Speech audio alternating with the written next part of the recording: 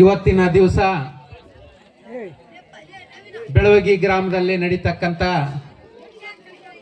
ತಾಯಿ ದುರ್ಗಾದೇವಿ ಹಾಗೂ ಮರಿಯಮ್ಮ ದೇವಿ ಹಾಗೂ ಮಾಯಮ್ಮ ದೇವಿ ದೇವರುಗಳಿಗೆ ನಾ ಭಕ್ತಿಪೂರ್ವಕ ನಮಸ್ಕಾರಗಳನ್ನು ಅರ್ಪಿಸುತ್ತಾ ಈ ಒಂದು ಸುಂದರ ಸಂಜೆಯ ವೇದಿಕೆಯ ಮೇಲೆ ಆಸೀನರಾದಂಥ ಅವರಿವರನ್ನದೇ ಬೆಳವಗಿ ಗ್ರಾಮದ ಎಲ್ಲ ಗುರು ಹಿರಿಯರೇ ಹಾಗೂ ಯುವ ಮಿತ್ರರೇ ಹಾಗೂ ಸಮಾಜದ ಎಲ್ಲ ಬಂಧು ಭಗಿನಿಯರೇ,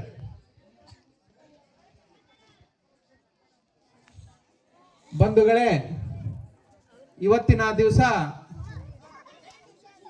ನಮ್ಮ ಹಿಂದೂ ಸನಾತನ ಧರ್ಮದಲ್ಲಿ ಹಿಂದಿನ ನಮ್ಮ ಪೂರ್ವಜರು ನಮ್ಮ ಹಿರಿಯರು ಹಾಕಿಕೊಟ್ಟಂತ ದಾರಿಯಲ್ಲಿ ನಾವು ನೀವೆಲ್ಲರೂ ಕೂಡ ಇವತ್ತು ನಡೀತಾ ಇದ್ದೇವೆ.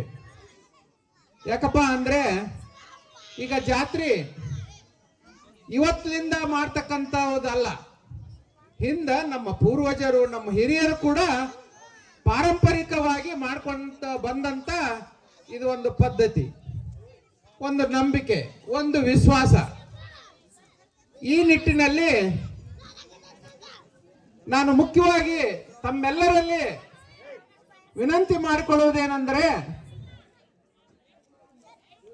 ಈ ಜಾತ್ರೆ ಮತ್ತು ಸಾಂಸ್ಕೃತಿಕ ಕಾರ್ಯಕ್ರಮ ಇನ್ನೂ ಅನೇಕ ಮೊದಲುಗಳನ್ನು ಮಾಡುವುದು ಯಾತಕ್ಕಪ್ಪ ಅಂದ್ರೆ, ನಮ್ಮಲ್ಲಿ ಇರ್ತಕ್ಕಂಥ ಎಲ್ಲ ಭಿನ್ನಾಭಿಪ್ರಾಯಗಳನ್ನು ಮರೆತು, ಎಲ್ಲ ಒಂದು ಭೇದ ಭಾವಗಳನ್ನು ಮರೆತು ಎಲ್ಲರೂ ಒಕ್ಕಟ್ಟಾಗಿ ನಮ್ಮ ಒಕ್ಕಟ್ಟನ್ನು ತೋರಿಸೋದಕ್ಕೋಸ್ಕರ ಇಂಥ ಒಂದು ಕಾರ್ಯಕ್ರಮಗಳನ್ನ ನಾವು ಮಾಡಬೇಕಾಗತ್ತೆ.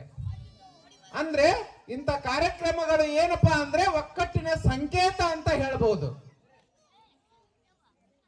ಮತ್ತೆ ನಾನು ತಮ್ಮಲ್ಲಿ ವಿನಂತಿ ಮಾಡಿಕೊಳ್ಳೋದೇನೆಂದ್ರೆ, ಮುಖ್ಯವಾಗಿ ನಾವು ಯಾವುದೇ ರೀತಿ ಏನಪ್ಪಾ ದೊಡ್ಡ ಆಸ್ತಿ ಹೊಂಡ್ರಲ್ಲ, ದುಡ್ಕೊಂಡ್ ತಿನ್ನುವಂತ ವರ್ಗ ನಮ್ದು. ಮತ್ತೊಬ್ಬರ ಮನೆಯಲ್ಲಿ ಕೆಲಸ ಮಾಡಿ ನಾವು ಬದುಕುವಂತ ಸಮಾಜ ನಮ್ದು. ನಾವು ಯಾವ ರೀತಿ ನಾವು ಬದುಕಬೇಕಂದ್ರೆ, ನಮ್ಮ ಊರಿನಲ್ಲಿ ಅಥವಾ ಇನ್ನು ಹೊರಗಡೆ ಆದ್ರೂ ಪರವಾಗಿಲ್ಲ, ನಮ್ಮ ಊರಲ್ಲಿ ನಮ್ಮ ರೈತರು ಇರ್ತಾರೆ, ನಮ್ಮ ಹಿರಿಯರು ಇರ್ತಾರೆ, ಗಣ್ಯ ವ್ಯಕ್ತಿಗಳು ಇರ್ತಾರೆ. ಯಾವುದೇ ಒಂದು ವಿಷಯ ಇರಲಿ, ನಾವು ಅವರ ಒಂದು ಮಾರ್ಗದರ್ಶನದಲ್ಲಿ ಅವರ ಏನು ಈಗ ನಮ್ಗೆ ಏನೇ ಒಂದು ವಿಷಯ ಇದ್ರೂ ಕೂಡ ನಮ್ಗೆ ಒಳ್ಳೆಯದನ್ನ ಬಯಸುವಂತವ್ರು ಇರ್ತಾರೆ. ಅವರ ಒಂದು ಏನ ಹೇಳ್ತಾ ಇರ್ತಾರ ಅಂತದನ್ನ ಕೇಳಿಕೊಂಡು ಎಲ್ಲರೂ ಪ್ರೀತಿ ವಿಶ್ವಾಸದಿಂದ ನಾವು ಬದುಕಬೇಕು. ಯಾರನ್ನೂ ದ್ವೇಷ ಮಾಡಬಾರ್ದು. ದ್ವೇಷ ಮಾಡೋದ್ರಿಂದ ಯಾವುದೇ ಏನೂ ಸಿಗಂಗಿಲ್ಲ ನಮ್ಗ. ಯಾರು ದ್ವೇಷ ಮಾಡ್ತಾರ ಅವರೇ ಸ್ವರ್ಗ ಹೋಗೋದು. ದ್ವೇಷ ಅನ್ನೋದು ಬೆಂಕಿ ಇದ್ದಂಗ, ಅದು ನಿರಂತರವಾಗಿ ಸುಡ್ತಾ ಇರ್ತೈತಿ. ಪ್ರೀತಿ ಎಂಬುದು ಏನೈತಲ್ಲ, ಅದು ಒಂಥರ ಎಲ್ಲರನ್ನು ವಿಶ್ವಾಸಕ್ಕೆ ತಗೊಂಡು ಎಲ್ಲರನ್ನೂ ಸಾಮರಸ್ಯದಿಂದ ಬದುಕಾಕ ಅವಕಾಶ ಮಾಡಿಕೊಡುತ್ತೆ. ಹಾಗಾಗಿ ನಾನು ಹೆಚ್ಚಿಗೆ ಹೇಳುವುದೇನೆಂದ್ರೆ, ನಮ್ಮಲ್ಲಿ ನಾವು ದುಡ್ಕೊಂಡು ತಿನ್ನುವಂತ ವರ್ಗ, ನಮ್ಮ ಮಕ್ಕಳಿಗೆ ನಾವು ಮತ್ತೊಬ್ಬರ ಮನೆಯಾಗ ಕೂಲಿ ಕೆಲಸ ಮಾಡಿದ್ರು ಪರವಾಗಿಲ್ಲ, ಮತ್ತೊಬ್ಬರ ಮನೆಯಾಗ ಜೀತ ಇದ್ರೂ ಪರವಾಗಿಲ್ಲ, ಆದ್ರೆ ಮಕ್ಕಳಿಗೆ ಒಳ್ಳೆ ಶಿಕ್ಷಣ ಕೊಡ್ರಿ, ಒಳ್ಳೆ ಶಿಕ್ಷಣ ಕೊಡ್ರಿ. ಮತ್ತೆ ಹೆಚ್ಚಾಗಿ ಓದಿಸುವಂತ ಕೆಲಸ ಮಾಡ್ರಿ.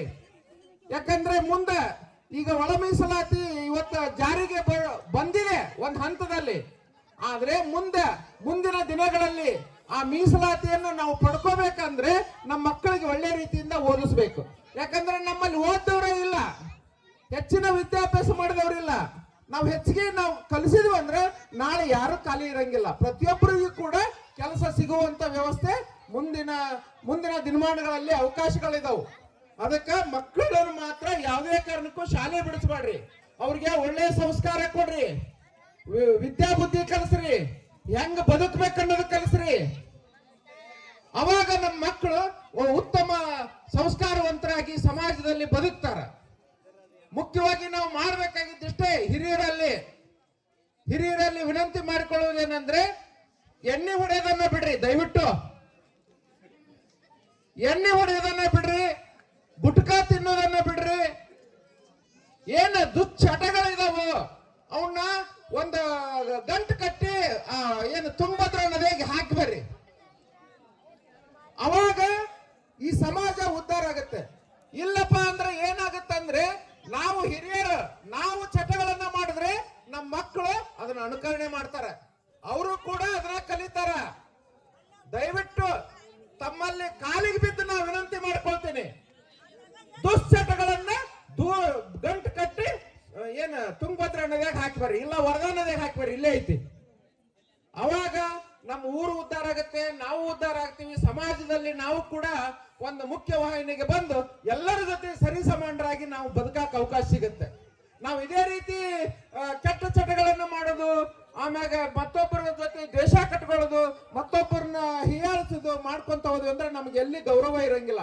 ನಾವು ಗೌರವವಂತರಾಗಿ, ನಾವು ಒಳ್ಳೆಯವರಾಗಿ ಸಮಾಜದಲ್ಲಿ ಬದುಕಬೇಕಾದ್ರೆ ನಾವು ಎಲ್ಲರನ್ನೂ ಪ್ರೀತಿ ವಿಶ್ವಾಸದಿಂದ ಸಾಮರಸ್ಯದಿಂದ ನಾವು ಬದುಕಿದಾಗ ಇಡೀ ಸಮಾಜ, ಆ ಜಾತಿ ಈ ಜಾತಿ ಅಂತಲ್ಲ, ಎಲ್ಲಾ ಸಮಾಜ ಕೂಡ ನಮ್ಗೆ ಗೌರವವನ್ನು ಕೊಡ್ತೈತಿ.